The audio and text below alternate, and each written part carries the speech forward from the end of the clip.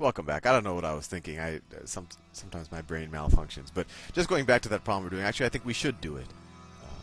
I'm a little schizophrenic today. So let's figure out the equation for the volume of a sphere. So what's the equation? It's x squared plus y squared is equal to r squared. And let's just write y as a function of x just so we can do it the way we did that last problem. So you get y squared is equal to r squared minus x squared. Y is equal to the square root of r squared minus x squared. And let's draw it. So if this is my y-axis, this is my x-axis. And the equation, draw it straight. That's my x-axis, and then I actually have a circle tool. Let me see if I can use it effectively.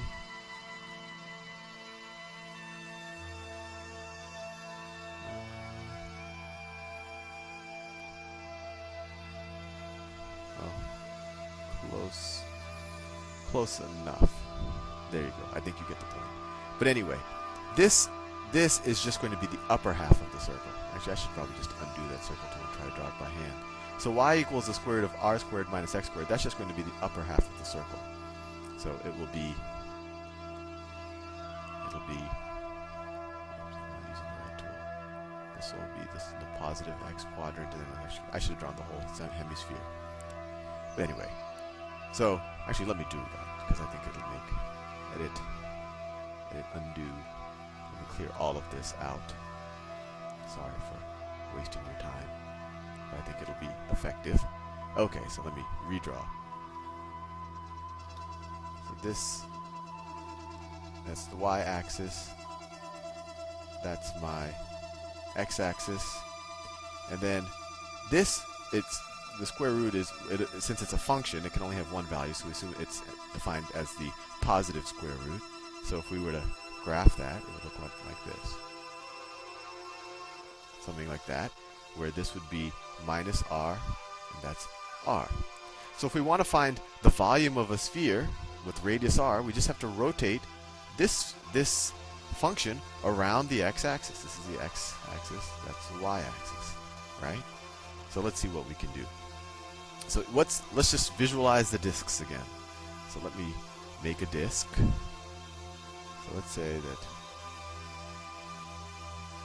that's the side, one of the disks again.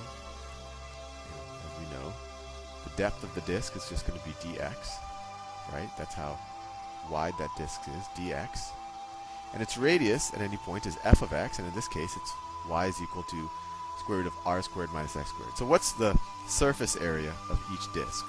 Right? What's this? The surface area of each of the disks. I hope you know what I'm saying. So area is equal to pi r squared. The radius at any point is equal to this. Radius is equal to y, which is equal to square root. And remember, this is not this r. This is the radius of this disk. I know it might be a little confusing. But just y is equal to the square root of r squared minus x squared. So the area is going to be equal pi times this squared. So if you square this quantity, you just get rid of the square root sign, right? So pi r squared minus x squared. That's the area. And so what's the volume of that disk? Well, just like we've done in every video up to this point, the volume of that disk is just that. So the volume of that disk is just this, pi r squared minus x squared times dx, right? And so if we want to figure out the volume of all these disks, right, I have a disk here, a disk here going round, and they get smaller and smaller until we'll have a sphere. We just take the integral. The upper bound is positive r, lower bound is minus r, and we take the integral of this expression. Pi, let me distribute it because that's going to make it easier. Pi r squared, which is which is just a constant term, minus pi x squared, all of that dx. So what's the antiderivative of that expression? The antiderivative within the parentheses. Well, this is just a constant term, right? Pi r squared, that's just a number because we're just taking the integral with respect to x, right?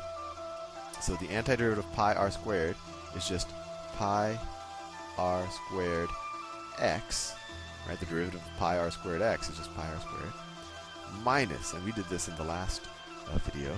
Oh, no, actually, well, now it's the antiderivative of x squared, which is x to the third over 3. So, and the pi is just a constant. So pi x to the third over 3. And we're going to evaluate that at r and minus r. Let me erase some stuff because I'm running out of space.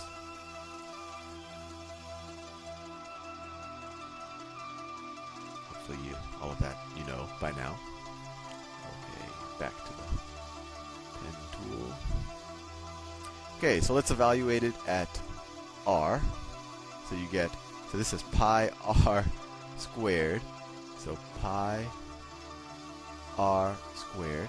And then for x, we'll substitute the positive r times r minus pi x cubed, but now we have this r here, so r cubed over 3 minus pi r squared,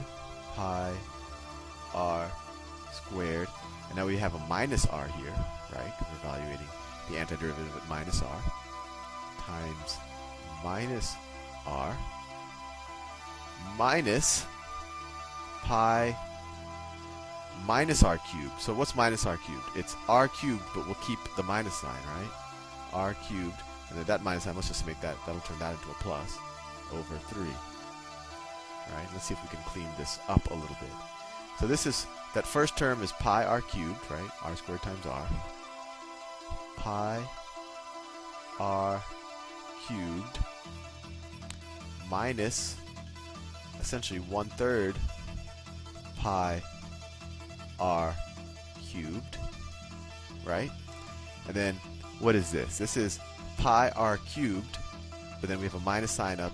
This is minus pi r cubed, and then we have a minus sign up here, so this becomes plus pi r cubed plus pi r cubed, and then this minus, and then minus, because we have a plus here and a minus out here, so distribute it. So minus 1/3 pi r cubed, and let's see, what do we have? We have essentially one, if we just distribute out the pi r cubed, we have pi r cubed times 1 minus 1/3 plus 1 minus 1/3. Right? Well, that's, let's see, that's 2 minus 2/3. Or another way, let's see, that's 2 minus 2/3. This is turning into a fractions problem. And what's, well, that's 6/3 minus 2/3. It equals 4/3. So this is equal to 4/3. So the volume of the sphere is equal to 4/3 pi r cubed, which is the equation for the volume of a sphere. And actually, now that I realize, it did take me 8.5 minutes, so I am glad. My first intuition is always correct. I am glad I did this in a separate video, but that should be pretty interesting to you. And it makes, it makes a lot of sense. You know, it's going to be a cube of the radius, pi is involved. The 4/3 is interesting, just, you know, in terms of how it relates to everything else, or, you know, area is pi r squared, and then all of a sudden you get a 4/3 here, so it's something for you to think about. Anyway, hopefully you found that fun. I'll see you in the next video.